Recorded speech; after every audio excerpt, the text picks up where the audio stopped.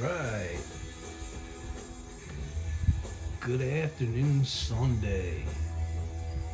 Welcome to a whole lot of Zep channel. I'm Rick. We'll be talking some diecast and listening to some great music in the process. And I'll explain what I have up here on the turntable in just a moment. Um, so, um, as I was watching one of XLT Off Road Bear, our good friend Joe, I was watching one of his videos yesterday, and he was mentioning uh, the difference in the Mini Coopers as far as who built them originally and who took over. And this is a 1960 Austin Mini Cooper. This is an MK1. It's a green light from the Black Bandit series. I'm pretty sure I've shown this one before. It's a true 1/64th scale, and it was just I think Joe was just explaining how they've changed over the years, but they still maintain that distinctive look. And I was just watching his channel today. He had an RAOK from another great member of the community from Belgium, and just hearing the excitement in Joe's voice was just it. It just made me happy to hear him talking about.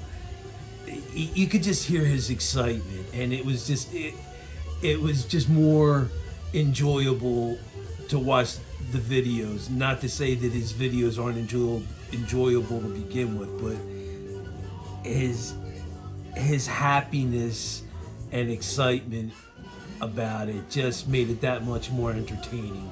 And I do love that mini you got with the Union Jack flag on it, Joe. That was sweet. But I'm kind of touching on what you had mentioned yesterday about how the Coopers are still relevant, and how they've changed but remain the same.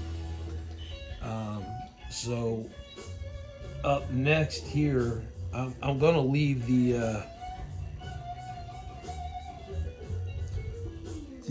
Austin Mini Cooper on here. This is kind of hard for me to see because I'm in my own way here with the camera, but I'll do my best.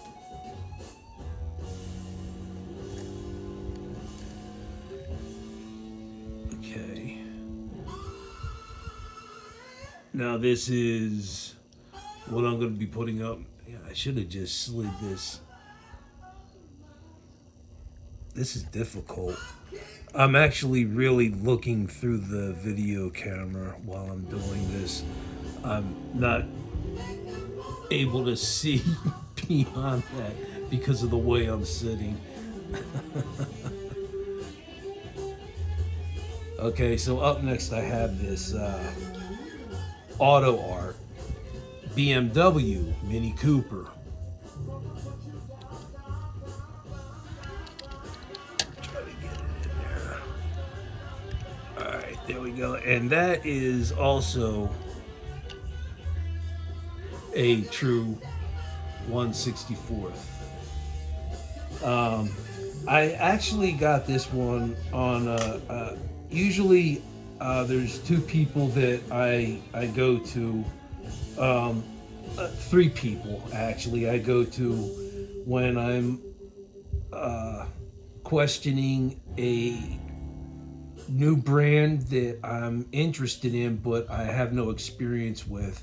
I will either ask somebody, Twice Diecast, David, or Joe, XLT Off Road Bear, or Ron from Ron's Diecast Muscle Cars. because they are very seasoned and experienced collectors of different brands, and it's quite helpful when somebody knows the brand and they can guide you in the right direction. So this auto art was something that I actually asked David about, and of course I value David's opinion, and I trust his opinion. Otherwise, I wouldn't ask for it, just like anybody else. So he said without hesitation that auto art is an incredible die-cast, and I wouldn't be disappointed. And right there is self-explanatory. I don't even need to say that it was anything other than what David said it would be, and it's a beautiful casting. But you can see the differences in the size and in how they were made. I do love the BMW Mini Cooper. And even that car is too small. I could never fit in one comfortably. It's as much as I love them, I just wouldn't be able to fit in one comfortably. Even the SUV wouldn't be enough. I'm a Jeep guy. That's where I'm at. Sadly, I haven't even been able to get into my Jeep anytime I get out of the house, which is rare. I'm getting into my wife's Explorer, and that's kind of a pain in the ass to get in and out of with my right leg, with the way the wheel well comes so far up into the passenger compartment. Wham, wham, wham, wham, blah, blah, blah. I'm sorry, I'm babbling and going way off topic here, but the reason I brought these two out was because of what Joe had mentioned in one of his videos yesterday, comparing the Austin to the BMW, and as you can see, there's quite a bit of a difference, but it's still unmistakable. You know it's a Mini Cooper, no matter which year you're looking at. Greenlight did such a beautiful job on the 1960 MK1. I love it. And the wheels on the auto art, I mean, they're perfect. Those are Mini Cooper wheels. I know this because that was my line of work for X amount of years. So I've painted quite a few of those wheels. Mixed up the paints for quite a few of those wheels. But anyway, you can see there's a difference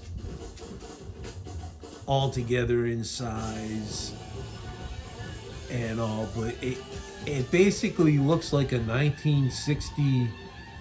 The BMW version looks like a 1960 on steroids. I wish I had Joe's gauge to measure out the scale here to see how close, but we know that Greenlight is pretty accurate with 1/64th. And from what David had told me, auto art is very accurate as well on 1/64th.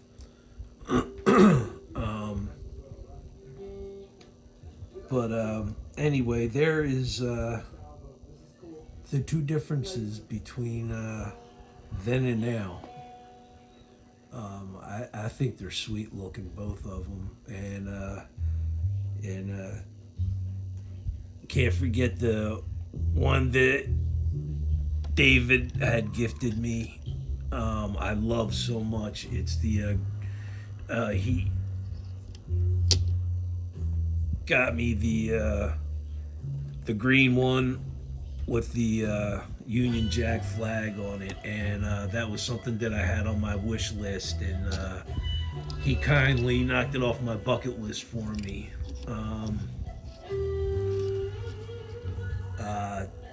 tell you, Diecast Clown is another one who has been a big help to me, and he has gifted me frequently and always has some awesome things to give. Just I really appreciate this community and how well we can bond with one another and discuss diecast. It's fun. So I got this yesterday, and I spoke with Ron from Ron's Diecast Muscle Cars, and I swore off of collecting the Nissan R35, and that was one of the things that I traded away with Mark Woodruff a couple weeks back. However, I seen this car twice. I seen it once on Nitro Speed, Mike had shown, and then again I seen it on Ron's Diecast Muscle Cars. It is a Nissan 35 GT RR. It's a Silhouette Liberty Works. I got very drawn to this car, and you'll see why. I feel like almost like I'm apologizing by getting this because I decided that the one mini GT that I had was enough for the collection. But when I saw this one and the foil that's used, the paint, and the livery on it, everything about this, the wheels, this car, it pops. It just looks beautiful.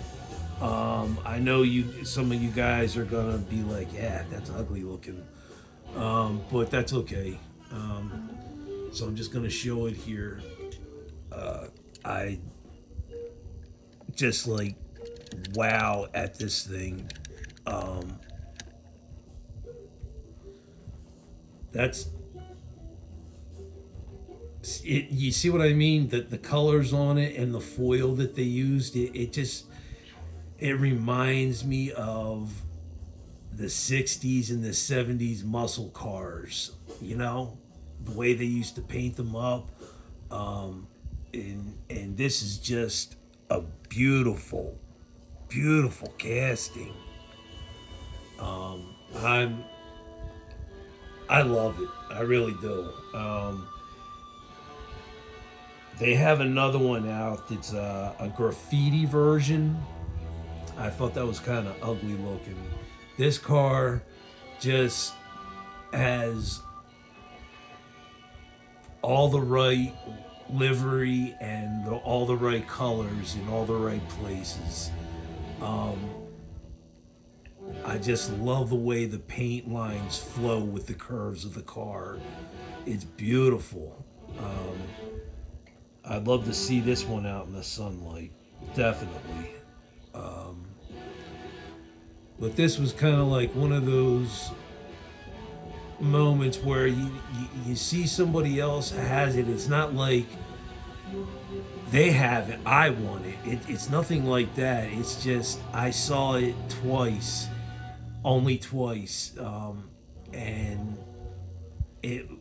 each time I saw it, it wasn't like I'm trying to keep up with somebody.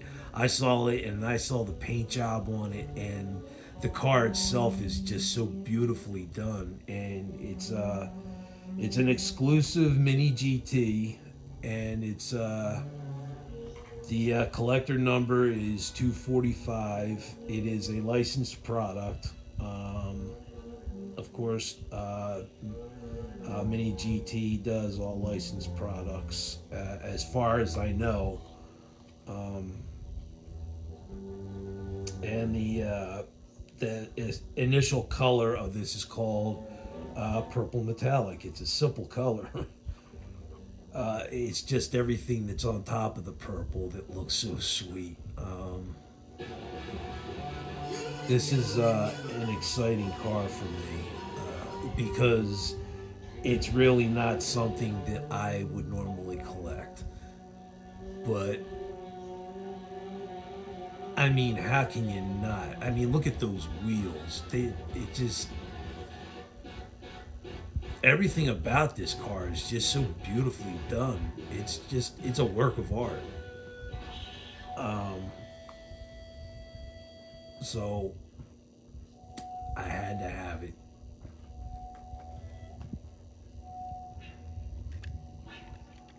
And it's a beautiful car.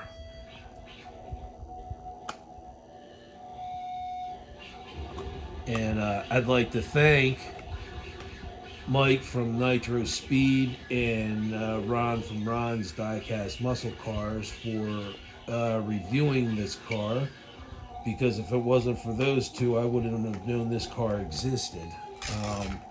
And I would have missed out on an opportunity. I purchased this car just at the right time, because if you go looking for it now, the cheapest I've seen it is $55 on eBay, and that was the only example I've seen so far.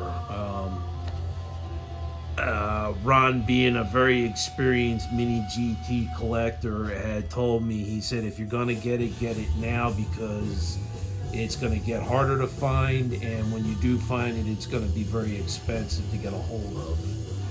So I saw an opportunity, and with a little haggling, I was able to pick this car up at a reasonable price.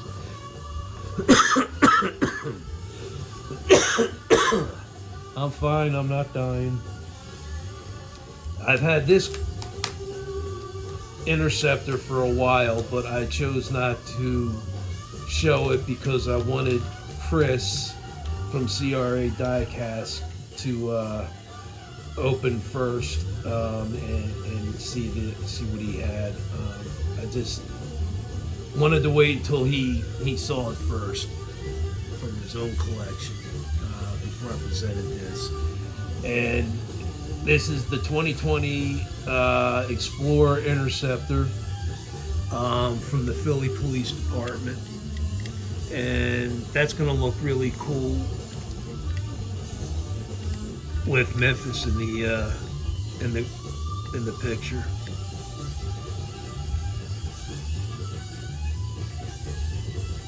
When you compare that to the Mini GT, this thing looks huge.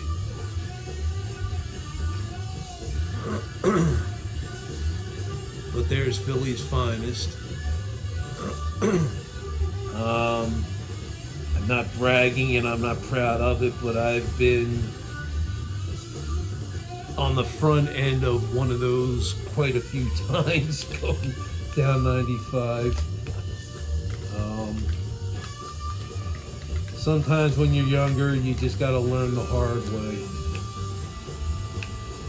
Speeding tickets, obviously. Speeding tickets and followed by compliments. That's when I had my Chevelle cruising down the front street. So that's the Philly Explorer Police Interceptor.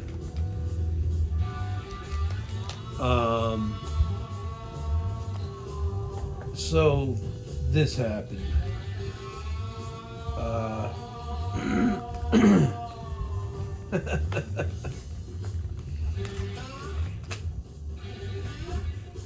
It never fails. So what I have here, because this is one of the subcategories that I go after, and that would be Copo or Yanko. If I don't have it in my collection, I can assure you I will get it into my collection. Um, so right now I have uh, Green Lights, A Legend Turns 50, and it's the golden anniversary of the Copo Camaro. And here is the example I have, the 1969 Copo.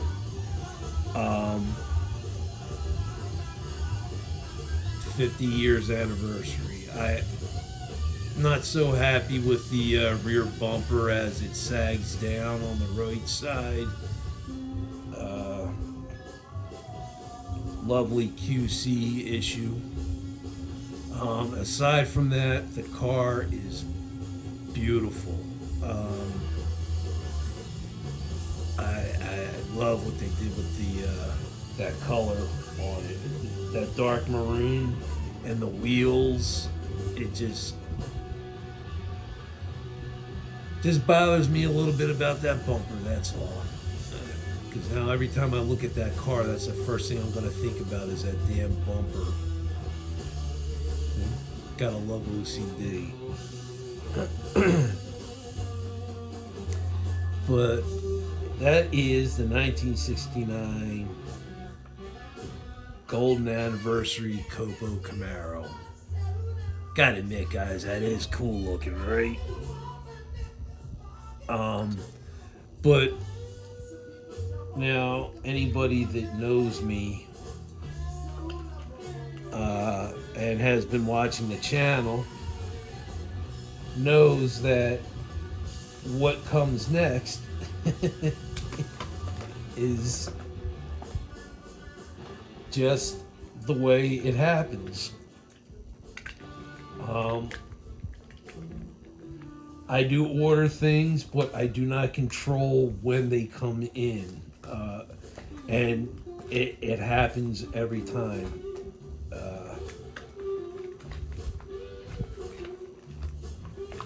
And I know some of you already know where this is going.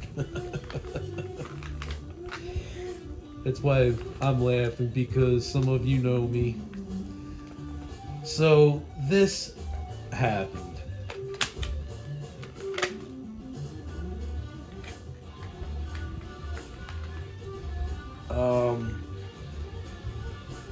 I saw Diecast Clown had received this as an RAOK from Mr. President, Hewitt's Hot Wheels, and it's the 71 Chevelle from the Rookie. And of course I didn't have it, so, and I know you guys, some of you guys think it's funny, but I do have my phone right by my hands when I'm watching your guys' channels and seeing what you have in your collection. One, I love to look at everybody else's collections, and two, if I spot something that I don't have that grabs my attention, I'm on the phone and I'm ready to make an order. So when Diecast Clown showed this, I was like, son of a bitch, I don't have that. I need this in my collection. So I ordered it. And ironically, I get a Copo Camaro and a Chevelle shows up.